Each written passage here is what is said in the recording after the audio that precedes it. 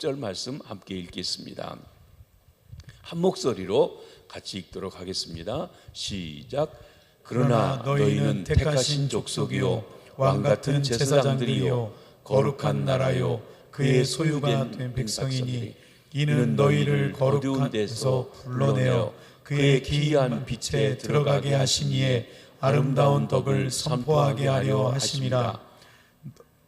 너희가 전에는 백성이 아니더니 이제는 하나님의 백성이요 전에는 긍휼을 얻지 못하였더니 이제는 긍휼을 얻은 자니라. 아멘. 사람이 살아가면서 그 자신이 누구인지 아는 것은 그 행동과 삶의 방향을 결정해 주는 귀한 것입니다. 여러분, 우리는 누구입니까? 그리스도인은 누굽니까? 예수 믿는 사람은 어떤 사람입니까? 성경의 그리스도인에 대해서 여러 가지로 부르고 있습니다. 하나님의 자녀, 신자, 성도, 그리스도의 군사, 하나님의 친구, 종, 증인, 성전, 가족, 신부, 양, 세상의 소금, 세상의 빛, 포도나무, 하나님의 백성, 여러 이름으로 우리를 부르고 있습니다. 그 이름들이 가지고 있는 의미들이 각각 있고 그에 따른 우리의 행동, 지침들을 말씀해 주는 것이 있습니다. 근데 오늘 본문에 보면 너희는 왕같은 제사장들이다 라고 부르고 있는 것입니다. 예수 그리스도의 십자가를 체험하고 그 부활에 참여한 그리스도인들을 향하여서 너희는 제사장이다. 그냥 제사장이 아니라 왕같은 제사장이라 하시는 것입니다. 일반적으로 제사장이라고 하면 특수 계급의 사람들을 우리는 떠올리게 됩니다. 성직자를 연상하게 됩니다. 그러기에 아마도 어떤 분들은 이 구절을 보면서 이것은 교역자들, 특별히 목사님들을 향하여서 주신 말씀입니다 라고 해석할는지 모르겠습니다. 그러나 이는 목사님들만 가르치는 것은 아닙니다. 모든 그리스도인, 예수 그리스도를 믿어 구원받은 모든 그리스도인들에게 하신 것입니다. 너희는 택하신 족속이요 왕같은 제사장이라고 한 너희는 특별한 대상을 가리킨 것이 아니라 예수 그리스도를 믿고 있는 모든 사람들에게 주신 말씀이라는 것입니다. 물론 목사도 그리스도인이기 때문에 제사장의 사명을 가지고 있습니다. 그러나 목사님들만 제사장이고 그러기에 왕같은 제사장은 목사님들이다 라고 하는 해석은 잘못된 것입니다. 신약 성경에서 예수 그리스도께서 영원한 대제사장으로 십자가에서 자기 몸을 찢어 하나님의 임재 은혜의 보좌 앞으로 나가는 길을 열어놓으신 이후에 제사장은 모든 그리스도인 한 사람 한 사람에게 주어진 이름이라는 것입니다. 만인 제사장인 것입니다. 올해가 종교개혁 500주년이 되는 해입니다. 가톨릭과 기독교, 언제 우리 이제 수요일 날 저녁마다 종교개혁에 대한 얘기를 자세히 할 때 좀 더 자세히 말씀을 드리겠습니다만은 가톨릭 신부가 루터가 가톨릭 신부였습니다. 그전에는 성경을 안 봤는데 르네상스 운동을 통해서 성경을 읽게 됐는데 성경을 읽고 보니까 너무 잘못된 게 많은 거예요. 비성서적이고 성경적이지 않은 게 많은 거예요. 그래서 자기가 95개 조항에 걸쳐서 이건 성경과 틀립니다, 잘못됐습니다 하고 이걸 고쳐야 되겠다는 개혁의 의지로 내걸었는데 가톨릭에서 그것을 받아들이지 아니하고 그를 파문시키면서 오히려 그는 그 기회가 되어서 성경을, 라틴어 성경을 독일어로 번역하고 그리고 백성들에게 성경을 읽히면서 내가 주장하는 것 그리고 가톨릭이 얘기하는 것이 성경적인지 아닌지 확인해 보도록 해서 그들이 개혁하는 일들을 하게 되었습니다. 그 개혁의 정신을 따르고 있는 것이 우리 개신교, 프로테스탄트, 기독교인 것입니다. 그런데 그 95개 조항 중에서 세 가지 아주 중요한 그 일이 있는데 첫째로는 뭔가 하면 교회 최고의 권위가 교회에 있느냐 성경에 있느냐 하는 것입니다. 교황이 가지고 있느냐 성경이 최고의 권위냐 하는 것이에요. 가톨릭은 교회가 성경을 규정한다고 여깁니다. 그러다 보니까 성경 말씀에 대해서 옳고 그른 것, 이것이 무엇이다 하는 것을 교회 교권의 가장 위에 있는 교황이 가지고 있고, 교황이 말하면 그것이 법이에요. 심지어 교리에 대해서 이야기하는 것은 교황이 얘기하면 절대 무효하다까지 얘기하게 됩니다. 그러기에 캐톨릭은 다른 종파가 생길 수가 없습니다. 다 생기면 다 잘라버리니까. 그리고 성경 위에 모든 것이 교회가 가지고 있으니까. 그런데 프로테스탄트는, 기독교는 그렇지가 않습니다. 하나님의 말씀이 최고의 권위입니다. 교황도 사람이에요. 그렇기 때문에 목사든 누구든 다 성경 말씀의 기준에 맞아야 되는 것이에요. 교회가, 당회가 모든 권한을 가지고 있더라도 그도 성경 말씀의 기준에 맞아야 됩니다. 성경이 기준입니다. 그러기에 여러분들이 성경을 덮어놓고 믿을 것이 아니라 성경을 열고 보시면서 우리 목사님이 성경적으로 바로 하고 있는지, 잘하고 있는지, 우리 당회가 성경적으로 잘하고 있는지 잘못하고 있는지 우리가 봐야 돼요. 잘못된 게 있으면 성경에 보니까 잘못됐습니다. 여러분, 캐톨릭 신부가 자기 캐톨릭에 대해서 95개 조항에 걸쳐 이건 우리가 비성서적으로 잘못됐습니다 하고 얘기한, 그것이 또 거기에 있는 것입니다. 두 번째로는 믿음으로만 구원받는다는 것입니다. Salvation by faith only입니다. 캐톨릭은 믿음만 아니라 행실로 구원받는다고 했어요. 믿음과 행실로 구원받는다. 그 행실 중에는 미사에 참석하는 것, 선행을 행하는 것, 구제를 행하는 것도 포함되어져 있습니다. 그러나 우리는 믿음으로, 하나님이 주신 은혜를 믿음으로 받아들임으로 구원받고, 행실은 구원받은 자들이 선한 행실을 가지고 살아가는 것이에요. 그래서 그 은혜로 인하여 하나님이 우리에게 먼저 베푸신 것입니다. 그 은혜를 믿음으로 받아들여서 살아가게 되는데, 선한 일을 위해서 우리가 살아가도록 하신 것이라는 것입니다. 구원에 대한 입장이 개신교와 캐톨릭이 다릅니다. 세 번째로는 오늘 본문에 나온 이 말씀, 만인제사절과 관계되어 있는 것입니다. 모든 사람이 다 제사장이라고 하는 것이 기독교의 교리입니다. 강조입니다. 그에 비해서 캐톨릭은 신부 계급이 따로 있습니다. 성직자 계급이 따로 있어요. 그리고 나머지는 평신도예요. 사실 이 평신도 그리고 성직자 구분 나눈 것이 캐톨릭적인 것입니다. 왜냐하면 우리는 예수 그리스도를 통해서 신부의 도움 없이 직접 하나님의 은혜의 보좌 앞에 나갈 수 있는 것이에요. 그런데 캐톨릭에서는 어떻습니까?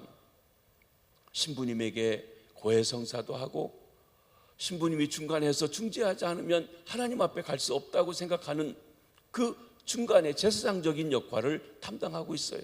구약적이에요.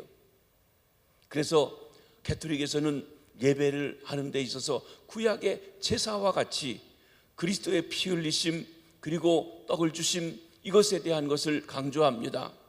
그러니까 매번마다 미사, 제사를 드리는 일, 그 제사를 드리는 일은 제사장만 할 수 있는 일이고, 그것이 예배의 중심입니다. 우리 캐톨릭은, 우리 기독교는요, 제사는 예수 그리스도에서 단번에 완성된 것이기에 이제 우리는 그 한 번에 다 이루신 주님을 찬양하며 예배하며 갑니다. 그리고 하나님의 말씀이 중심이 되고 찬양이 중심이 되고 기도가 중심이 된 예배를 드립니다. 예배 형태가 그렇기 때문에 캐톨릭과 달라요. 우리 중심은 말씀에 있어요. 하나님이 무엇을 하셨는지, 어떻게 하셨는지에 대한 것을 선포하는 것이 더 중심이고, 그에 대한 찬양과 있는 것입니다. 그 중심에서 그 일을 진행하는 관계에서 이 제사장에 대한 문제가 나오는 것입니다. 그렇습니다. 오늘 본문에 나오는 것, 또 다른 구절도 있습니다만은 우리는 여기 말씀하신 것처럼 신부만 제사장이 아니라, 목사만 제사장이 아니라 저와 여러분, 우리 모든 사람들이 다 왕같은 제사장이라고 말씀하고 있는 것입니다. 우리의 큰 대제사장 되시는 예수 그리스도께서 오셨을 때 예수 그리스도로 말미암아 구원받은 그리스도인들은 이제 하나님의 임재 앞에 담대히 나가게 됐습니다. 목사의 도움 없이도 예수 그리스도의 은혜로 하나님의 은혜의 보좌 앞에 담대하게 나갈 수 있게 된 제사장들인 것입니다. 왕같은 제사장입니다. 그러면 그리스도인은 제사장, 왕같은 제사장이라고 할 때 그 의미는 무엇입니까? 거기서 우리에게 요구되고 있는 행동은 어떤 것입니까? 오늘 그를 살펴볼 것인데, 베드로 전서 우리가 2장 말씀을 읽었지만 베드로서 전체에서 하나님이 우리를 왕같은 제사장으로 부르신 목적과 이유를 말씀해 주고 있는 것입니다. 먼저 제사장은 누구이며 무엇하는 사람입니까? 우리는 구약에서 제사장을 살펴보아야 합니다. 제사장이란 말의 어원적인 것은 다리를 놓는 사람이다 하는 것입니다. 이 사람과 저 사람 사이에 중개하는 사람입니다. 특별히 하나님과 사람을 중재하는 사람, 그게 제사장인 것입니다. 제사장은 그러기에 중보자입니다. 양쪽의 대리인입니다. 제사장은 하나님을 대신해서 백성을 만나고 백성을 대신해서 하나님 앞에 나가는 사람이 제사장, 중보자, 대리인인 것입니다. 제사장은 제사의식을 관리합니다. 제사는 드린다는 의미를 가지고 있습니다. 제사는 하나님 앞에 제물을 바치는 것입니다. 제사장은 죄 때문에 하나님 앞에 나갈 수 없는 백성들을 위해서 제사를 드리는 일을 하는 사람이 제사장입니다. 백성을 대신해서 하나님 앞에 제사를 드리는 것입니다. 다른 말로 하면 제사장은 하나님께 나아가는, 하나님의 임재 앞에 나가는 특권을 가진 사람이에요.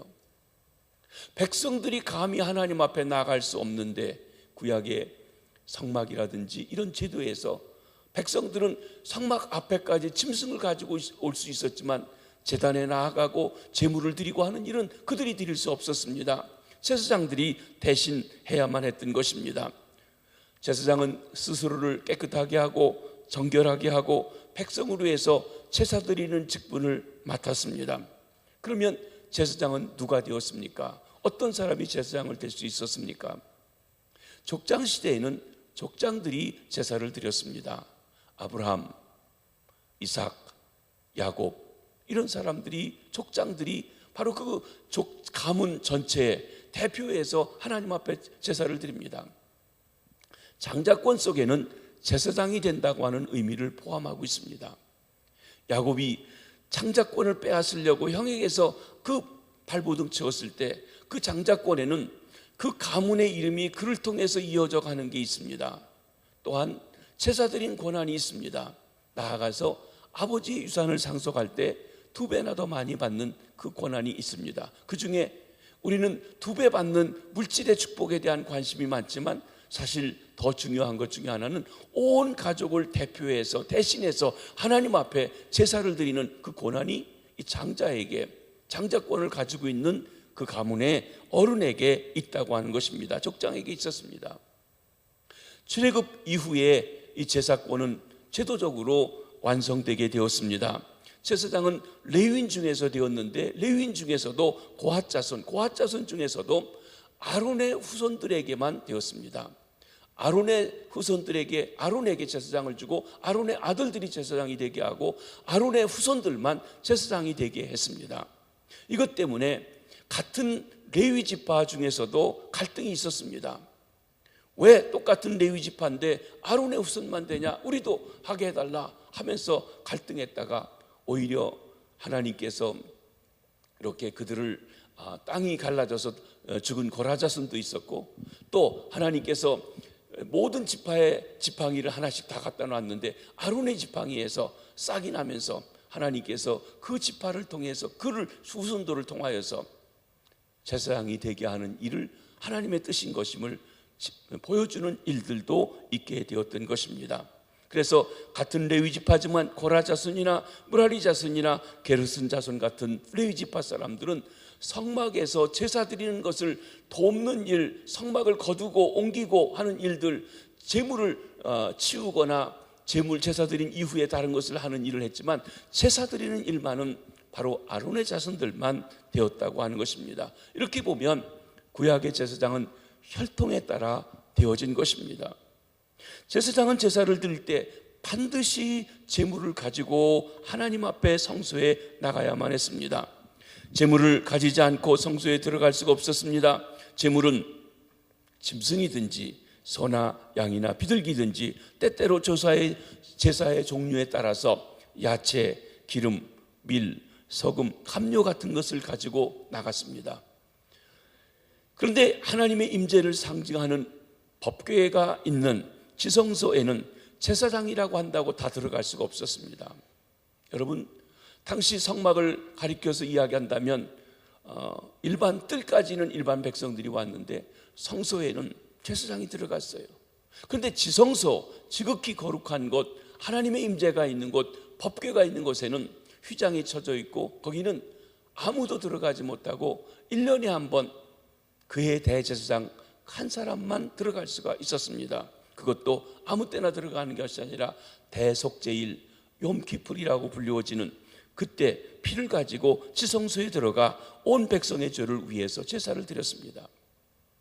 사실 하나님은 하늘과 땅, 온 우주 만물 천지에 임재하시는 분이십니다. 근데 그 하나님께서 성막에 자기 임재를 정하셨습니다.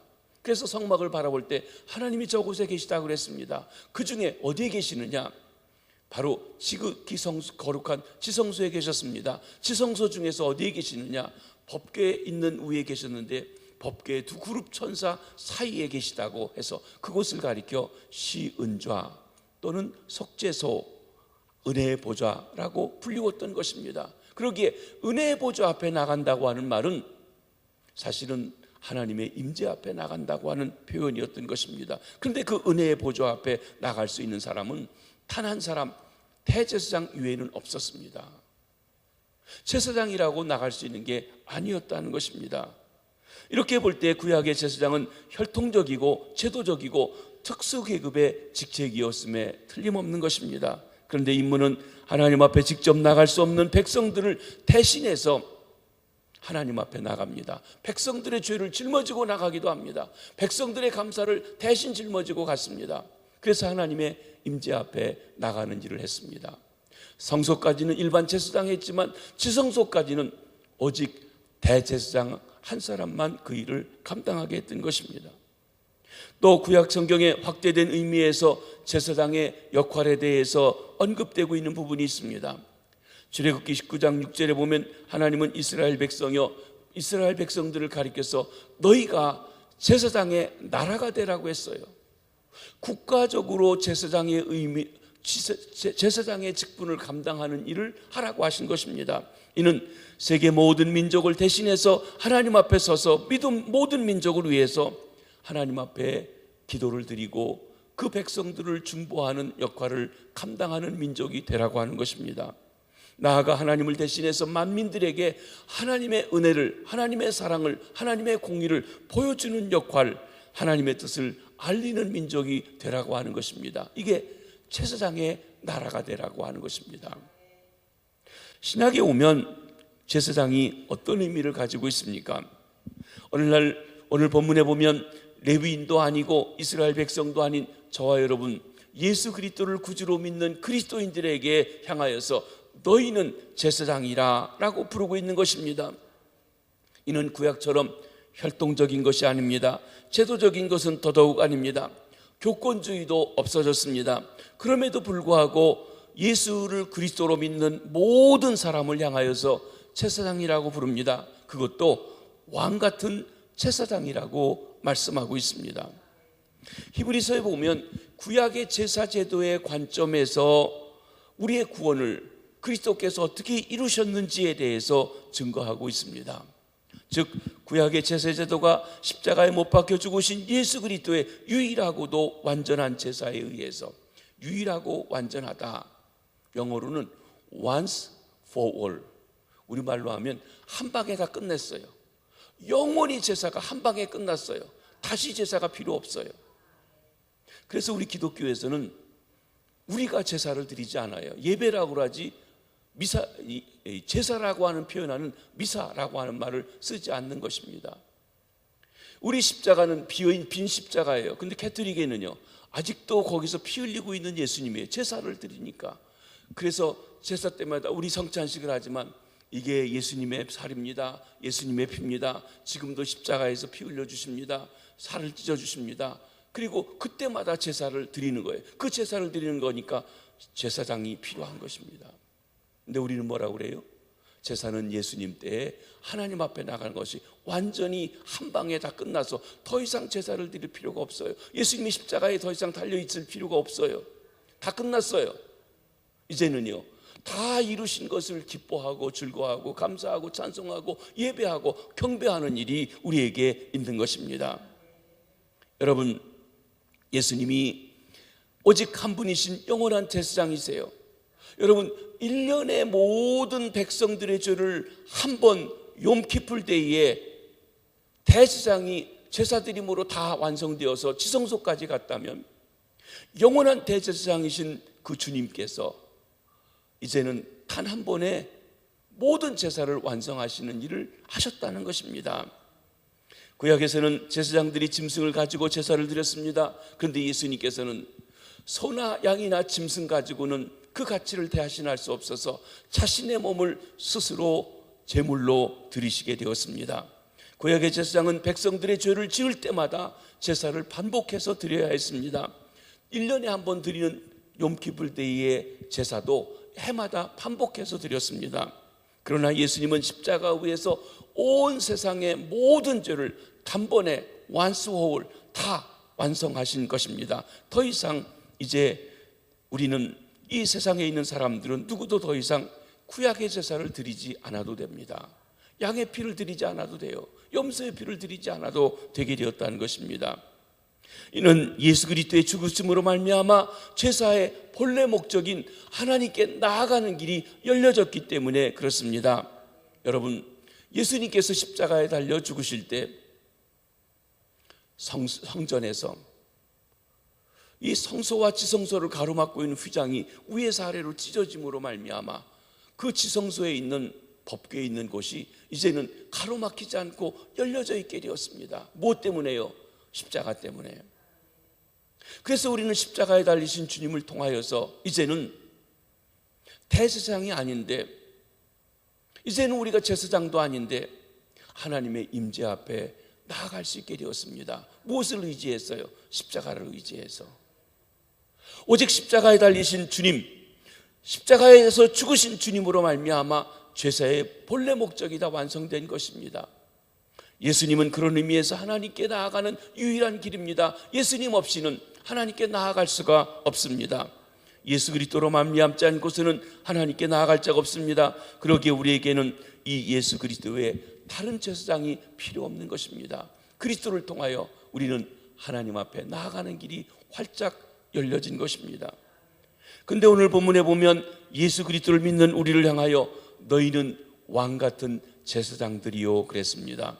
영원한 대제사장 예수 그리스도를 믿는 우리는 왕같은 제사장들입니다. 예수 그리스도 안에서 하나님께 나아가는 길을 얻은 우리는 왕같은 제사장들입니다. 이는 짐승을 가지고 하나님께 나갔던 구약의 제사장이 아닙니다. 왕같은 제사장, 이는 십자가의 죽으심으로 왕이 되신 예수 그리스도로 말미암아 하나님을 섬기는, 하나님을 찬양하는, 하나님을 예배하는 왕같은 제사장들입니다. 나아가서 영원한 왕 되신 예수 그리스도와 연합하여 그리스도의 왕적인 영광에 동참하는 까닭에 우리를 그냥 제사장이 아니라 왕같은 제사장들이라고 말씀하고 있는 것입니다. 바로 여기에 우리 예수 그리스도를 믿는 성도들의 삶이 있습니다. 왕같은 제사장의 삶을 살아가라고 하신 것입니다. 베드로 사도는 베드로 전서를 통하여서 당시 박해를 통하여 세계 곳곳에 흩어졌던 많은 그리스도인들에게 너희들은 하나님 앞에서 왕같은 제사장이다. 하나님 앞에 임재 앞에 나가는 사람들이다. 다른 세상 사람들을 하나님 앞에 인도하는 중보자인 제사장들이다. 그 중보자의 삶을 살아가라고 하시면서 베드로전서 전체를 통해서 세 가지 우리를 왕같은 제사장으로 부르신 목적을 설명해 주고 있습니다. 이 세 가지 부르신 목적이 왕같은 제사장으로서의 그리스도인들이 어떻게 살아가야 할지를 말씀해 주고 있는 것입니다. 첫째로 하나님의 아름다운 덕을, 은혜를 선포하게 하려고 부르셨다고 했습니다. 2장 9절 말씀을 한번 보시도록 하겠습니다. 시작. 그러나 너희는 택하신 족속이요 왕같은 제사장들이요 거룩한 나라요 그의 소유가 된 백성이니 이는 너희를 어두운 데서 불러내어 그의 기이한 빛에 들어가게 하신 이의 아름다운 덕을 선포하게 하려 하심이라. 네. 이는 너희를 어두운 데서 불러내어 그의 기이한 빛, 우리는 어둠에 있었는데 하나님의 빛 가운데로 옮겨진 그게 되었는데, 그렇게 해주신 그분 하나님의 아름다운 덕, 그게 뭡니까? 은혜죠. 그 은혜를 선포하게 하려 한다는 것입니다. 그렇습니다. 왕같은 제사장들은 하나님의 아름다운 덕, 은혜를 선포하며 살고, 그렇게 하기 위해서 우리를 불러주셨다고 했습니다. 그러기에 왕같은 제사장의 첫 번째 임무, 바로 하나님의 은혜를 선포하는 것입니다. 우리는 구약에서 지금까지 본 것처럼 제사장의 직무는 하나님과 백성을 다리 놓는 역할이라고 그랬습니다. 예수 그리스도를 통해서 하나님께 나아가는 길을 얻은 왕같은 제사장인 우리는 첫 번째 직무도 하나님과 백성들의 다리가 되어주는 역할입니다. 그러면 어떻게 하나님과 백성의 다리를 놓을 수가 있습니까? 그것은 하나님께 나아가는 길이 우리 주님 예수 그리스도를 통하여, 그의 십자가의 죽음을 통하여, 그의 부활을 통하여 활짝 열려졌다는 사실을 알려주는 것입니다. 그렇습니다. 이미 그 길이 열려져 있습니다. 그리스도를 통해서 우리가 하나님께 나아갈 수 있습니다 라고 하는 것을 알리는 것입니다.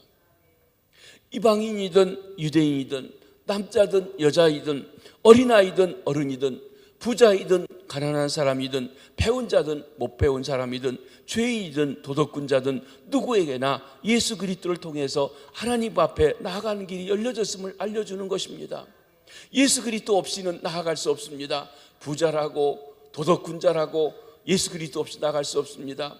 니고데모가 사람들에게 존경받고 권세도 공회원이었고 정말 세상적으로 볼 때는 흠없이 살아갈 만한 사람이었지만 예수 그리스도 없이, 거듭남이 없이 그는 하나님의 나라를 볼 수 없다고 예수님께서 말씀하셨습니다.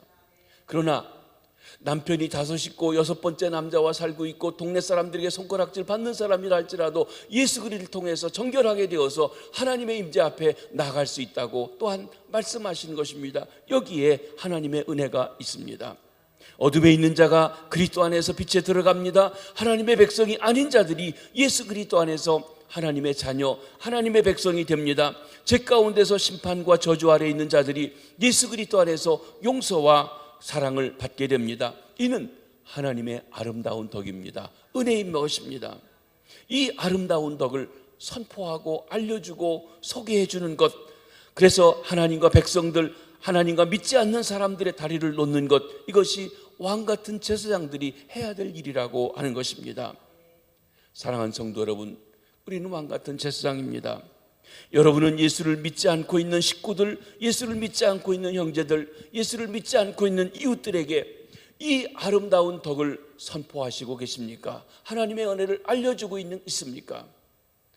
나는 하나님을 알게 되었는데 알지 못하는 일을 하나님과 다리 놓는 역할을 하는 것이 제사장이고, 특별히 그리스도를 통해서 왕같은 제사장 된 우리가 맡은 사명이라는 것입니다. 쉽게 얘기하면, 우리식으로 하면 전도하라는 것이에요. 선교하라는 것입니다. 죽어가고 있는 심령들에게 여기 살 길이 있다고 복음을 선포하고 있으신지요? 우리 성도님들 중에서 제가 당뇨가 있다는 것 때문에 당뇨에 좋다는 음식이나 약에 대해서요 얼마나 갖다 주시는지 몰라요. 이거 먹으면 좋대요, 저거 먹으면 좋대요고요. 왜 그러십니까? 좋다니까, 살 길이 있다니까, 고칠 길이 있다니까. 그런데 그보다 더 중요한 일이 무엇인 줄 아십니까? 지옥 안 가고 살 길이 있다는데 그 얘기는 왜 안 가르쳐 주십니까? 천국 가는 길을 왜 안 알려주십니까? 가난해도 갈 수 있고, 아파도 갈 수 있고, 못 배웠어도 갈 수 있고, 그런데 그 천국 가는 길, 은혜의 길, 축복의 길이 열려져 있다는 소식을 왜 나만 가고 딴 사람한테 안 알려주냐는 것이에요. 그 알려주는 역할이 바로 여러분 은혜의 빛을 증거하는 일이고 왕같은 제사장이 할 일입니다. 어둠에 있던 우리들을 어떻게 우리가 빛 가운데 오게 되었습니까? 이 사실을 알려주라는 것입니다. 하나님의 은혜, 아름다운 덕을 전파하는 것이 저와 여러분 우리의 왕같은 제사장으로 불러주신 목적입니다. 하나님의 은혜를, 하나님의 아름다운 덕을 선포하는 것이 또한 교회가 세워진 목적이기도 한 것입니다. 이것이 복음입니다. 우리가 성경 전체가 복음이지만 그 안에 가장 핵심적이고 중심적인 복음이 무엇입니까? 우리는 요한복음 3장 16절을 이야기합니다. 한번 읽어보십니다. 잘 아시지만 천천히 읽으세요. 음미하면서 읽으세요. 시작. 하나님이 세상을 이처럼 사랑하사 독생자를 주셨으니 이는 그를 믿는 자마다 멸망하지 않고 영생을 얻게 하려 하심이라. 예수님이 다 이루셨어요. 그를 믿기만 하면 멸망하지 않고 영생을 얻는 길이 있어요. 그런데 우리는 영생의 길을 가고 있는데 멸망의 길을 가고 있는 사람에게 살 길이 있다는 얘기를 알려주라는 것이에요. 그 일을 감당하는 사람이 왕같은 제사장들인 것입니다. 왕같은 제사장으로 부르심받은 사랑하는 성도 여러분, 여러분은 빛 가운데서 불러내어 그의 기이한 빛, 어둠에서 불러내어 기이한 빛에 들어가게 하신 하나님의 아름다운 덕, 하나님의 은혜를 힘써 열심히 선포하며 살아가시는 성도님들 되시기를 주의 이름으로 부탁합니다. 두 번째, 우리를 왕같은 제사장으로 부르심은 의로운 고난을 당하며 인내하게 하려 하심이라고 했습니다. 베드로전서 2장 20절 21절 말씀을 함께 보십니다. 시작. 죄가 있어 매를 맞고 참으면 무슨 칭찬이 있으리요. 그러나 선을 행함으로 고난을 받고 참으면 이는 하나님 앞에 아름다우니라. 이를 위하여 너희가 부르심을 받았으니 그리스도도 너희를 위하여 고난을 받으사 너희에게 본을 끼쳐 그 자취를 따라오게 하려 하셨느니라. 우리는 예수 믿고 축복받는 것만 생각하는데 여기 우리가 왕같은 제사장이니까 고난당하는 일이 있다고 하는 것을 얘기해 주십니다. 믿지 않는 사람들에게 복음을 증거하고 전도할 때 어려움이 있다는 것을 말씀해 주고 있습니다. 그 의로운 고난에 대해서 이해하는 것이 필요합니다.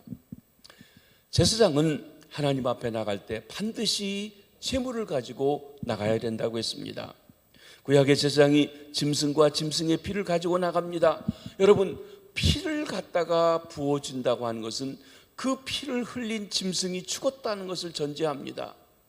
죄값으로 내가 죽어야 하는데 내 대신 짐승이 죽었고 그 피를 갖다 부었을 때 내 죄가 용서되고 내가 살 길이 있다고 하는 것을 말씀해 주는 것입니다. 예수님께서 십자가에 지셨다, 십자가에서 피를 흘려주셨다, 그 피를 하나님 앞에 영원한 보좌 앞에 들이심으로 하나님께서 이제는 그 피를 의지해서 나오는 사람들의 죄를 용서해 주시고 하나님께 나가는 길을 열어주신 것입니다. 그러면 우리 왕같은 제사장들이 어떤 제물을 가지고 하나님 앞에 나아가야 합니까? 영원한 대제사장 되신 예수님께서 우리에게 말씀하십니다. 너희가 나를 따라오려거든 자기 십자가를 지고 자기를 쫓을 것이니라 그랬습니다. 나를 쫓을 것이니라 하셨습니다. 하나님이 우리를 왕같은 제사장으로 부르심은 의로운 고난, 십자가 지는 일, 십자가 지는 삶을 살아가라고 불러주신 것입니다. 예수님이 지신 십자가, 우리는 예수님처럼 죽지는 않지만 그러나 십자가의 의미의 삶을 살아갈 수밖에 없는 것이 왕같은 제사장들의 삶이라고 하신 것입니다. 기독교는 십자가의 종교입니다. 그리스도인의 삶은 십자가 지는 삶입니다.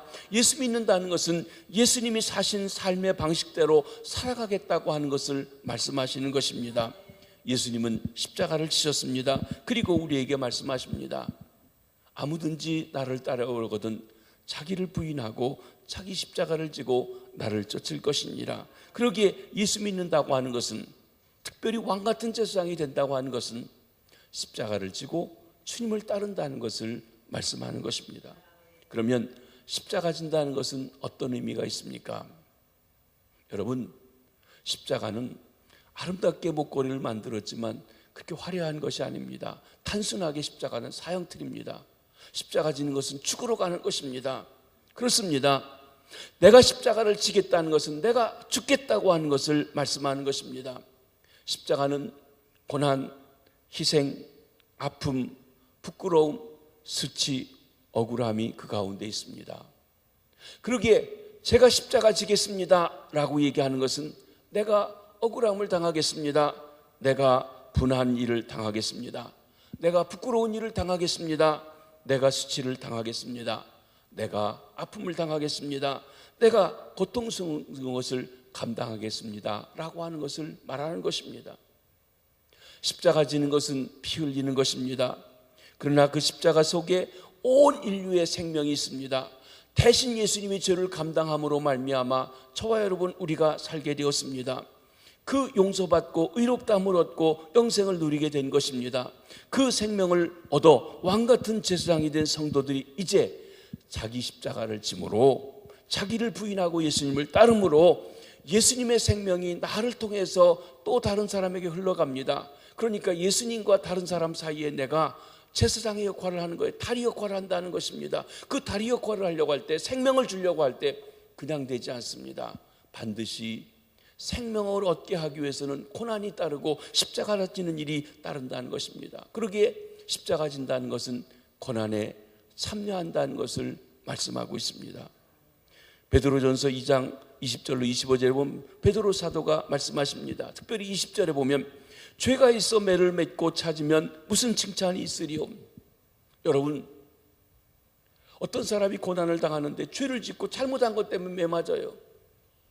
자기 죄값으로 매를 맞으면 칭찬할 일이 없어요. 잘못해 대한 벌을 받은 것이니까 마땅한 것입니다.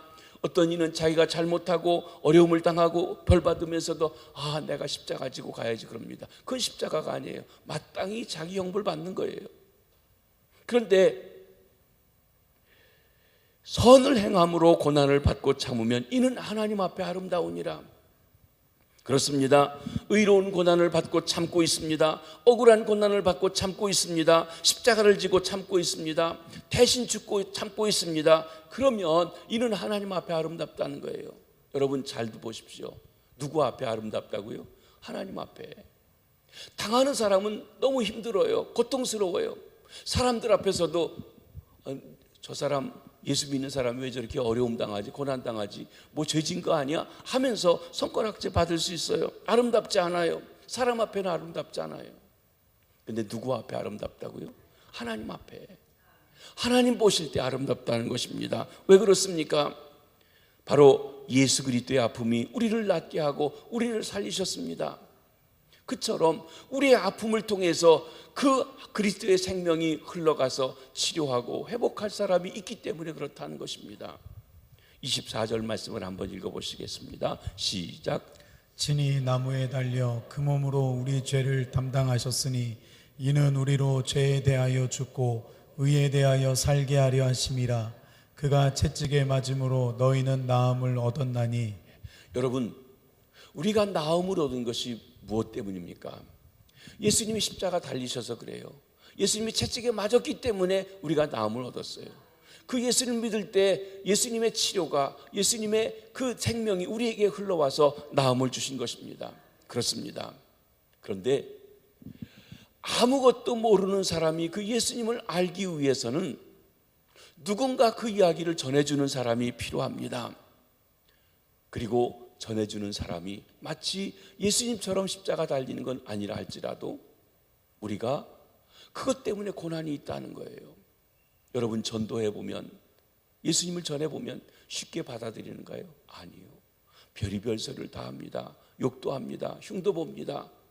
우리가 왜 내가 멀쩡히 저런 사람 때문에 어려움을 겪어야 되지 싶을 정도의 일들도 일어납니다. 그런데 바로 그 일 때문에, 내가 예수님 때문에 어려움 당하는 일 때문에, 십자가 지는 일 때문에 막혀있던 그 통로가 뚫려져서 그에게 생명이 흘러가고, 그리고 예수님의 생명이 흘러갈 때 그가 죄사함 받고 아픈 마음도 치료받고 그리고 회복하고 그리고 영혼을 살리게 되는 것입니다. 그렇습니다. 우리가 의로운 아픔을 당하면 예수 그리스도의 십자가의 능력이 우리를 통해 그들에게 나타나므로 죽은 영혼이 살아나고 아픈 자, 상처받은 자가 치료받는 능력이 있습니다. 그래서 아름답게 된다는 것입니다. 생명의 이 역사가 있기에 아름다운 것입니다. 우리 정은미 집사님이 어제 오늘 세 번째 아이를 낳는데 수술해서 낳아야 되니까 뭐 뻔히 이제 낳으니까 수술 받으러 가는데, 아기 낳으러 가는데 기도해 주십시오 하고 왔습니다. 여러분, 아기를 가진 여인의 모습이 아름답습니까? 예, 아름답습니다. 왜냐하면 생명을 가졌기에 아름답습니다. 그런데 인간적으로 보면 아름답지 않아요. 배는 불룩 나왔고요, 온몸이 부었고요. 왜? 아기 때문에요. 근데 우리는 흉보지 않아요. 뭐 때문에요? 생명 때문에. 그러니까요. 여러분, 그렇습니다. 어머니가 해산하는 고통을 해야 아기를 출산하는 고통, 또 이런 경우에는 수술해서 낳는 그 고통을 겪어야만 생명을 얻게 되어 있습니다. 그 고통이 없이는 생명을 얻을 수가 없어요. 바로 생명을 얻는 일에 우리가 충보자가 되는 일, 그게 왕같은 제사장이 할 일이기 때문에 거기에 아름다움이 있다고 그랬습니다. 사랑하는 성도 여러분, 목회하면서 보면은요, 한 생명을 얻기 위해서 당해야 하는 고난이 있는 것을 봅니다. 그 고난을 통하여서 생명을 얻게 되는 일이 있습니다. 선교사였던, 복음을 전했던 사도 바울 사도가 고린도후서 4장 10절로 12절에 보면 이 일에 대해서 소개해 주고 있습니다. 한번 먼저 읽어보십니다. 시작. 우리가 항상 예수의 죽음을 몸에 짊어짐은 예수의 생명이 또한 우리 몸에 나타나게 하려 함이라. 우리 살아있는 자가 항상 예수를 위하여 죽음에 넘겨짐은 예수의 생명이 또한 우리 죽을 육체에 나타나게 하려 함이라. 그런즉 사망은 우리 안에서 역사하고 생명은 너희 안에서 역사하느니라. 여러분, 이 말씀을 이해해야만 왕같은 제사장의 사명의 어려움, 그러나 아름다운 사명을 깨닫게 됩니다. 사망은 우리 안에 역사하고 생명은 너희 안에 역사하느니라. 여러분, 복음 전하는 사람이, 하나님의 아름다운 소식을 전하는 사람이, 생명을 전하는 사람이 그냥 되지 않는다는 것이에요. 예수님의 죽음이 내 안에 역사해요. 그래야 그 죽음의 역사가 저 사람에게는 생명의 역사로 나타나게 되어진다는 것입니다. 그래서 우리 살아있는 자가, 예수님 안에서 은혜 받은 자가, 생명 얻은 자가 예수님을 위해서 죽음에 넘겨진다, 마치 죽는 것 같은 고통을 지날 때 예수님의 생명이 또한 우리 죽을 육체에 나타나고 있는 것입니다. 그래서 그는 수없이 매를 맞고 강도의 위험을 당하고 죽음의 위협 가운데 있었습니다. 심지어 다른 사람들이 손가락질합니다. 저 사람이 예수를 잘못 믿어서 저렇게 고난당하나 보다. 와, 다 예수 믿고 복받고 잘 되는데 저 사람 저렇게 고통을 당하나. 그런데 그가 말합니다. 내가 예수님 때문에 복음 증거하며 이런 고난을 당하는 일 때문에, 사망이 내 안에 역사하는 일 때문에 생명은 너한테 있느니라. 엄마가 애를 갖고 고통을 당하고 그리고 배를 째고 고통당하는 그 일 때문에 자녀가 태어나는 생명의 역사가 있다고 얘기하신 것입니다. 사망은 우리 안에 역사하고 생명은 너희 안에 역사하느니라. 하늘의 밀이 땅에 떨어져 죽을 때 많은 열매가 맺힙니다. 의로운 고난을 당하며 죽는 역사가 있는 곳에 생명의 역사가 있습니다. 기독교는 또한 생명의 종교입니다. 이는 의로운 고난의 종교라는 말이기도 합니다. 기독교는 생명의 종교입니다. 의로운 고난을 통한 생명을 말씀하고 있습니다. 기독교는 축복의 종교입니다. 그런데 이 축복은 고난을 통한 축복입니다. 고난이 없는 축복이 결코 아닙니다. 그런데 우리는 고난 없이 그저 하나님 앞에 하면 복이 떨어지고 모든 것이 되어지는 그런 것만 생각하고 있다는 것입니다. 예수님은 부활하셔서 생명의 주가 되어주셨습니다. 그런데 여러분, 부활의 영광에 참여하기 위해서는 반드시 십자가 지는 일을 통해서만 그 고난의 영광 가운데, 이 십자가의 부활의 영광 가운데 들어갈 수가 있게 되었습니다. 예수님은 왕이 되셨습니다. 그런데 예수님의 보좌는 십자가입니다. 십자가를 지신 후에 그가 하늘과 땅의 모든 권세를 가지신 만왕의 왕, 만주의 주가 되실 수 있는 것입니다. 하나님께서 저와 여러분 우리를 왕같은 제사장으로 부르시면 바로 아직도 하나님의 사랑을 모르고 있는 사람들을 위해서 의로운 고난을 당하라고, 십자가 지는 일을 하라고 불러주신 것입니다. 그런데 그 고난에는 부활의 영광이 보장되어져 있습니다. 그 고난에는 생명이 잉태되어 있습니다. 사랑하는 성도 여러분, 여러분은 십자가 지는 일이 있으신지요? 의로운 고난을 당하고 계신지요? 선악을 따져서 나는 안 그랬고 너는 틀렸고 내가 맞았고 해가지고 사람 내쫓고 하지는 않습니까? 제가 목회하면서 정말 답답한 것 중에 한 가지는요, 네가 옳으냐 내가 옳으냐, 너 틀렸다, 나 안 그랬다 그랬다 해가지고 사람 내쫓는 거예요. 시험 들어서 교회 안 와요. 근데 그 이유는 뭐냐면 서로 따지는 거예요. 너 잘했다, 너 틀렸다, 나 맞다 하는 거예요. 여러분, 그렇게 하면 죽어요. 신앙 떨어져요. 교회 나가요. 죽는 거예요. 누구 하나가 져야죠. 잘못했으면 잘못한 거 하고, 의로워도 그 사람의 마음이 상처받았으면 어루만져 줘야죠. 근데 그게 아니고 나만 옳다고 하다 보니까, 그래 그럼 너 옳은 대로 사, 난도 하고 안 하다고 떠나는 거예요. 이 부목사님들도 그래요. 전도사님들도 그래요. 답답해요. 그래서 그렇게 얘기해도, 물론 저도 그럴 수 있을 것입니다. 근데 여기 중요한 문제는 이것입니다. 여러분, 우리가 이렇게 옳고 그른 것만 따져가지고서는 결코 생명의 역사가 일어나지 않습니다. 십자가 지는 일, 대신 죽는 일, 고통당하는 일이 있어야 된다는 것입니다. 선을 행하는데 알아주지 않고 핍박당해 억울한 고난이 있으십니까? 여러분의 식구들, 가정의 식구들에게, 여러분의 직장의 동료들에게 예수님을 전달하는 것 때문에 고난당하고 있으십니까? 생명의 역사가 일어날 줄 믿으시기 바랍니다. 그런 고난이 있다면 그것이 바로 하나님 앞에 아름다운 이러한 고난이 되는 것입니다. 그런데 우리는 지지 않아요. 아프려고 하잖아요. 팍팍우겨서 내가 옳다는 것만 얘기하려고 하지 십자가 지는 일이 없다는 것이에요. 여러분, 여러분의 가정에 왕같은 제사장으로 겪는 고난이 있습니다. 여러분의 직장에 왕같은 제사장으로 겪으시는 고난이 있습니다. 그 고난을 통해서 생명의 역사가 안 믿는 우리 가족에게, 안 믿는 우리 직장 동료에게 흘러가는 것입니다. 그래서 예수 믿는 사람이 어려운 것입니다. 그 고난을 참고 감당하시는 왕같은 제사장들 되시기를 주의 이름으로 축복합니다. 마지막 세 번째로, 우리 왕같은 제사장으로 부르심은 선으로 악을 이기게 하려 하심이라고 했습니다. 베드로전서 3장 9절 말씀을 보십니다. 시작. 악을 악으로 욕을 욕으로 갚지 말고 도리어 복을 빌라. 이를 위하여 너희가 부르심을 받았으니 이는 복을 이어받게 하려 하심이라.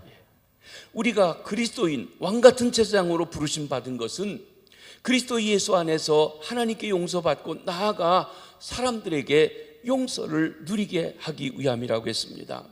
하나님은 우리가 아직 죄인 되었을 때 그 아들 예수 그리스도를 보내어 주셔서 그 사랑으로 우리의 악을 이기셨습니다. 사랑으로 우리 악을 이기신 것입니다. 하나님을 알지 못하고 하나님과 원수되었고 하나님을 대적하는 우리들에게 하나님께서는 사랑으로 먼저 그 모든 것을 이기신 것입니다. 그 사랑 때문에 우리 죄인들이 하나님께 나아갈 수 있게 되었습니다. 악을 악으로 갚을 때 공의는 세워질지 모르지만 생명의 역사는 일어날 수가 없습니다. 오직 악을 선으로 갚을 때, 선으로 악을 이길 때만 생명의 역사가 일어나는 것입니다. 그것이 십자가입니다. 제가 자주 말씀드리지만 에덴 동산에 하나님께서 그 중앙에 선악을 알게 하는 나무와 생명나무를 심어 놓으시고, 이 동산에 있는 모든 것을 다 먹어도 된다. 그런데 선악을 알게 하는 나무 열매를 먹으면 죽는다 그러셨어요. 그 옆에 바로 생명나무가 있어요. 그러면 뭡니까? 요거 먹지 말고 요거 먹으라는 거예요. 선택은 너희가 자유다 하는 것입니다. 그런데 우리 조상 아담과 하와는 뱀의 유혹에 빠져서 하나님이 먹지 말라고 하는 선악과를 오히려 먹고 싶었고 결국 따먹고 말았습니다. 그 이후에 사람들은 시비를 가리는 것, 선악을 가리는 걸 좋아하게 됐어요. 선악을 가리고는 죽습니다. 너도 상처받고 나도 상처받고 죽습니다. 근데 생명나무는 그러면서부터 그 사람에게서 멀어지고 그리고 접근할 수 없게 되었어요. 훗날 둘째 아담인 우리 주님이 오셔서 생명나무를 선택하셨습니다. 그것이 십자가입니다. 그 십자가를 통해서 우리에게 생명을 주셨습니다. 이 생명나무는 천국나무이기도 합니다. 계시록 22장에 보면 천국에 있는 나무입니다. 예수님이 선으로 악을 이기심으로 생명의 역사가 일어났습니다. 예수님은 자신을 십자가에 못 박는 사람으로 해서 이렇게 기도하십니다. 아버지여, 저들을 사하여 주옵소서. 자기들이 하는 것을 알지 못함이니이다. 사랑으로 악을 이기심으로 생명을 주셨습니다. 생명나무가 곧 십자가입니다. 예수 그리스도는 십자가를 택하여서, 생명나무를 택하여서 저와 여러분들에게 생명을 주시게 되었습니다. 그 똑같은 원리가 우리가 선악을 알게 하는 나무를 안 믿는 사람과 믿는 사람 사이에서도 늘 택하면 언제든지 분쟁과 다툼과 죽음이 있습니다. 우리가 생명을 택할 때, 십자가를 택할 때 그때만이 생명이 주어진다는 것입니다. 바울 사도도 로마서 12장 20절로 21절에 우리에게 이렇게 권면하고 계십니다. 같은 맥락에서 볼 수 있습니다. 한번 읽어보십니다. 시작. 내 원수가 줄이거든 먹이고 목마르거든 마시게 하라. 그리함으로 내가 숯불을 그 머리에 쌓아 놓으리라. 악에게 지지 말고 선으로 악을 이기라. 그렇습니다. 여러분, 우리는 원수가 줄이면 잘 됐다, 너 왼수인데 잘 죽어라, 그럴 거라는 거예요. 원수의 소가 구더기에 빠지면 아이고 그 집 잘 됐네, 은근히 즐기면서 지나갑니다. 그런데 그러지 말라는 거예요.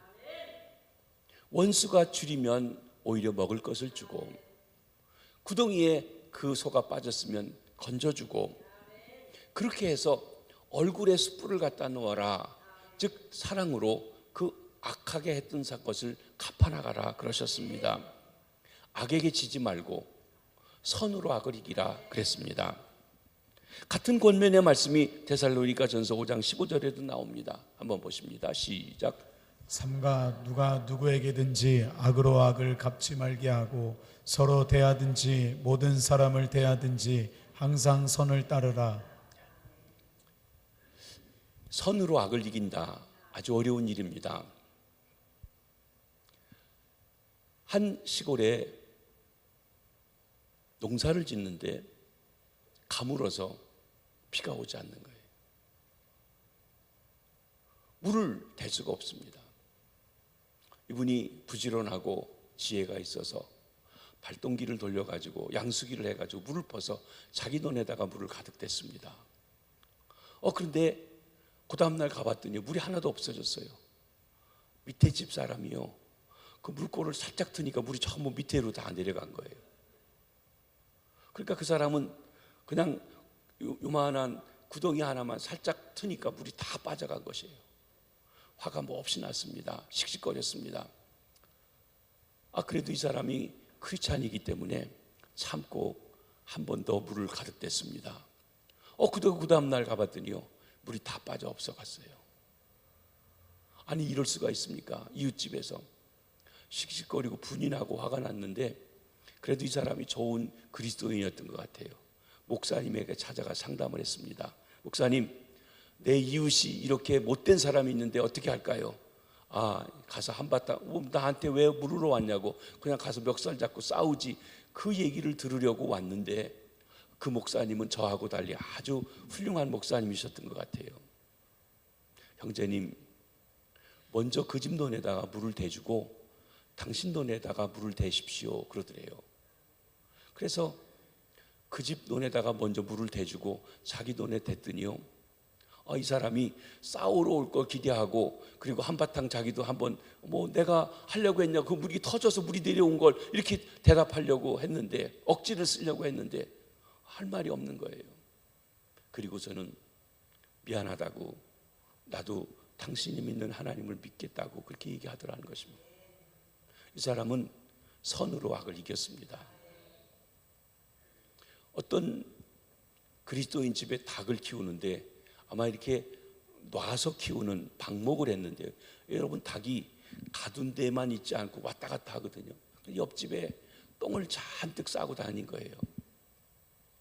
옆집 사람이 화가 났습니다. 아니 옆집에 닭이 와가지고 닭똥 이렇게 싸고 가고 날개에 져가지고 하니까 지저분하고요. 그게 화가 나가지고 자꾸 오니까 닭을 죽여가지고 이쪽 집에 던져놨어요. 그리고서는 옆집에서 시비하러 오면 이제 한바탕 해주려고 씩씩거리고 있는데 띵동하고 옆집에서 사람이 찾아왔습니다. 씩씩거리고 나갔더니 닭을 삶아가지고 와서 하는 말이, 아유, 그동안 우리 닭이 당신 집에 드나들면서 아주 이렇게 몹시 귀찮게 했는데 죄송하다고, 여기 닭 삶았는데 같이 좀 드시자고 하고 가져왔더라는 거예요. 싸우려고 그러는데 싸울 수가 있어야죠, 그렇게 하고 오니까. 그래서 결국 그 집도 예수 믿는 집으로 변화되게 되었다는 이야기입니다. 여러분, 옳고 그른 것 따지면 논에 물된 집이나 이 닭 죽인 거나 얼마든지 따져 이길 수 있죠. 그렇게 싸웠더라면 어떻게 됐을까요? 그 집 평생 예수 못 믿습니다. 전도 안 됩니다. 그렇죠? 선으로 악을 이겼기 때문에 바로 그 문제를 해결할 수 있었습니다. 선으로 악을 갚는 것은, 선을 악으로 갚는 사람이 있어요. 잘해줬는데 악으로 갚는 사람이, 그건 악마의 짓이에요. 선으로 선을 갚는 것은 세상 사람도 할 수 있는 것입니다. 그런데 악으로 선을 갚는 것이 하나님과 같은 일입니다. 그 일을 위해서 우리를 왕같은 제사장 삼아주시고, 그리고 그 일을 위해서 우리를 불러주셨다고 했습니다. 사랑하는 성도 여러분, 나는 가정의 왕같은 제사장입니다. 안 믿는 식구들이 있습니까? 그들을 위해서 하나님과 그들의 중보자가 되라고 우리를 불러주신 왕같은 제사장입니다. 나는 직장의 왕같은 제사장입니다. 하나님과 안 믿는 그들을 연결하는 다리가 되라고 우리를 제사장 삼아 주셨습니다. 나는 교회에서도 왕같은 제사장입니다.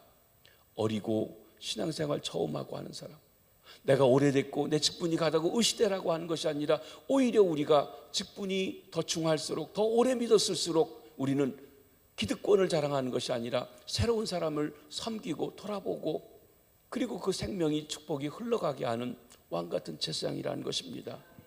나는 사회의 왕같은 제사장입니다. 나는 나아가서 나라와 나라 사이에 왕같은 제사장입니다. 우리 교회는 세계를 향하여서 왕같은 제사장의 사명을 감당하라고 하시는 것입니다. 저와 여러분이 왕같은 제사장으로 하나님 앞에 아름답고 귀하게 쓰임받는 우리 성도님들, 우리 교회 되기를 주의 이름으로 축원합니다.